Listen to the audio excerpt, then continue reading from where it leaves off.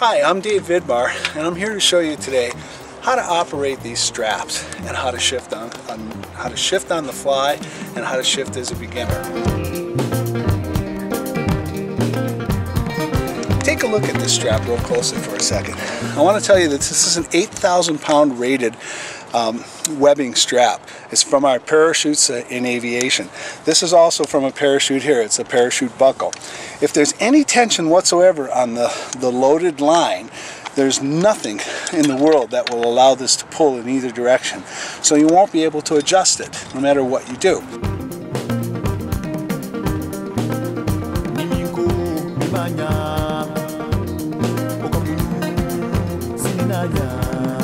So we've got this handy little loop here on the front.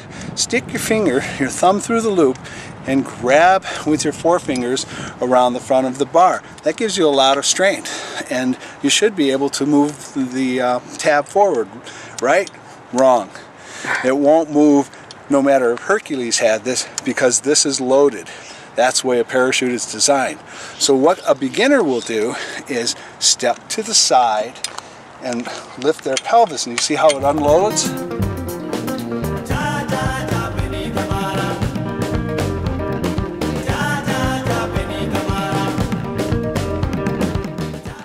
The strap will unload. Oftentimes you'll tell a client to step to the side and they'll just stand here like this. It's still not unloaded. They have to stand straight and hold the bike a little bit in their left hand here, for example. I'm holding the bike up, and now it's unloaded, and boom. As soon as this strap clip, as soon as the belt clip, the bottom of it is facing toward the other direction, toward the top.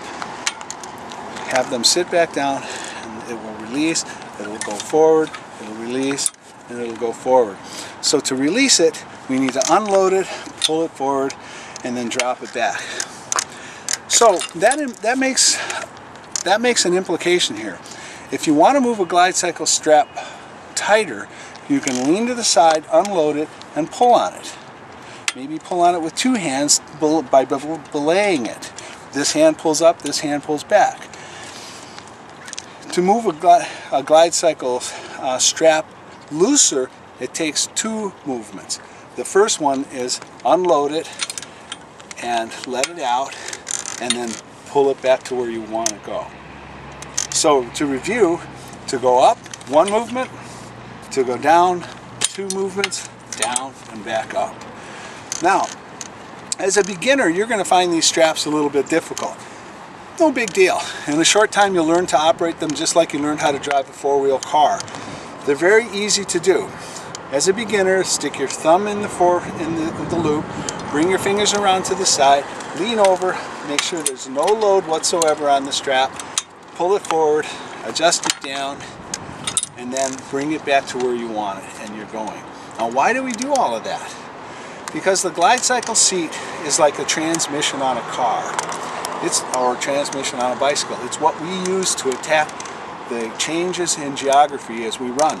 Changes in geography imply a change in the force of gravity. I will illustrate that now with my hand. Imagine this is my body, and this is my legs, and this is the ground. As a human being stands, he's in a direct line to gravity. Pulling straight down on his feet, he can walk along and do a real good job. He can ride a bicycle and do a real good job. As a hill comes along, though, the human being is still standing on the ground, but the force of gravity is pulling against his back. And as a bicyclist, he's trying to push himself up the hill, but gravity is pulling him back down. As a walker, you're trying to walk up the hill, but you don't notice it. Most walkers will lean forward and they'll walk up a hill. With a GlideCycle, we lean them way forward, and it becomes like climbing a set of stairs or climbing a ladder. I'll show you that now. As a GlideCyclist, when we approach a hill, if it's a big hill, and this illustrates it the most, we just simply put our hand, I should do it with a hand you can see. We stick our thumb in the hole, bring it around to the front, stand up on our toes, move to the side, release the pressure. The GlideCycle's lower seat saddle strap is completely loose. Look what happened to my body. It's leaning really far forward. Now imagine if I was on a really steep hill right now. My body would become equal to gravity, and I could literally lay down and push myself right up that mountain. I don't care how hard that mountain is and how tall it is. there's nothing a GlideCycle won't go up with this technique right here. The body is simply leaning forward. So I'm going to digress from strap usage for a second and show you how the GlideCycle works as a transmission by running you through a scenario.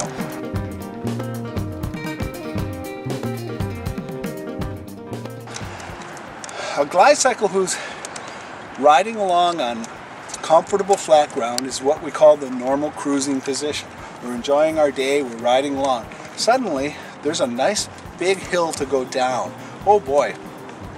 I, as a GlideCyclist, as a beginner, I'm going to slow down, put my hand up, and I'm going to release the top strap a little bit because I just want to lay back a little bit too far, so I'll pull it forward, lay back, put my feet up like this, and cruise down the hill and enjoy myself. I also move into this position when I run into friends that I want to talk to because it's a really nice, comfortable seat, especially if I put my parking brakes on. I like to stand and talk, the bike stays exactly where I tell it to. The glider stays here.